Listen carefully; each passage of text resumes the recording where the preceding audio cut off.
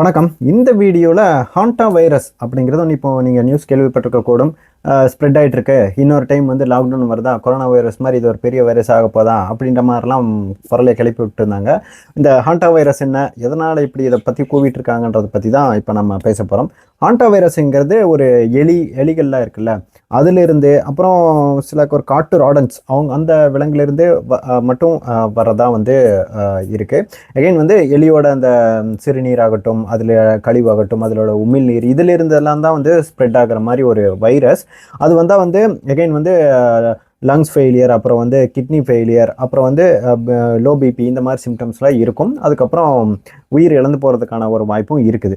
இதுக்கு முன்னாடி இந்த ஹாண்டா வைரஸ் வந்து 1950களில் கொரியன் வார்லி ஆகட்டும், 1993 ஆகட்டும், இந்த டைம்ல தான் அமெரிக்காவில் வந்து வந்திருக்கு. மோஸ்ட்லி வந்து இது சவுத் அமெரிக்கா நாடுகளில் மட்டும் காணப்படுற ஒரு வைரஸாக இருக்கும். அந்த இடத்துல மட்டும் ஸ்ப்ரெட் ஆகுது. அதுக்காக மற்றவர்கள் எளியா இருக்கு இல்லையான்னு கேட்டால் மற்றவங்களும் இருக்குது. பட் இவ்வளோ ஒரு அவுட் பிரேக் ஆகிற அளவுக்கு இருக்காது. ஏன்னா ஹாண்டா வைரஸுங்கிறது ஒரு மனிதர்லேருந்து இன்னொரு மனிதருக்கு ஈஸியாக பரவாது. ரொம்ப க்ளோஸ் கான்டாக்டாக இருந்தால் மட்டும்தான் அது பரவும் அப்படின்றதும் வேர்ல்டு ஹெல்த் ஆர்கனைசேஷன் சொல்லியிருக்கு.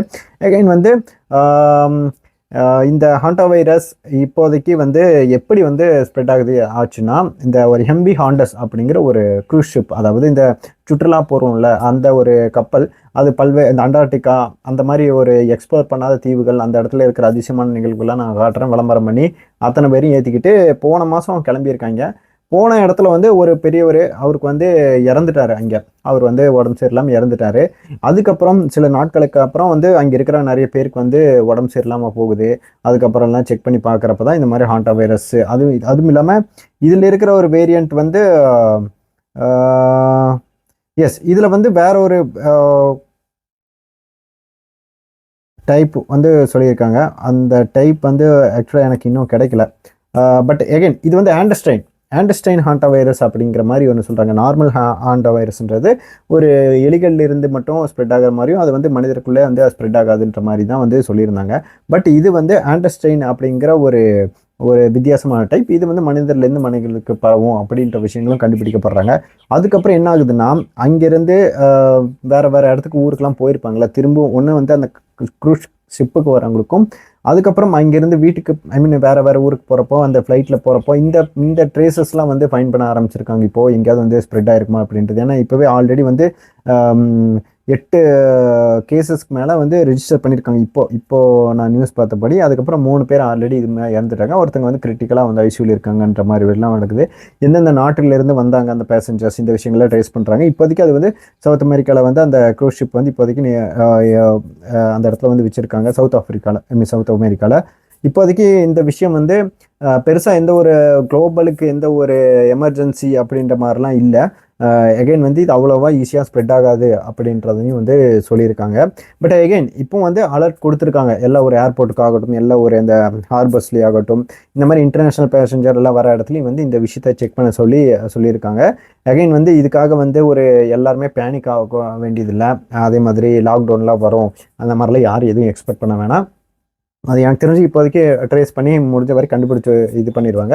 இப்போதைக்கு அந்த ட்ரேஸ் பண்ண மக்கள் எல்லாம் வந்து குவாரண்டைனில் இருக்க வச்சுருக்காங்க. அதில் வந்து அந்த நோயால் பாதிக்கப்பட்டவங்களையும் வந்து இப்போ மானிட்டர் பண்ணிகிட்டு இருக்காங்க, ட்ரீட்மெண்ட்லாம் கொடுத்து. அதனால் வந்து அவங்க சரியானதுக்கப்புறமா அந்த ஒரு தனிமைப்படுத்தப்பட்டு அந்த விஷயத்தை வந்து மானிட்டர் பண்ணுவாங்க.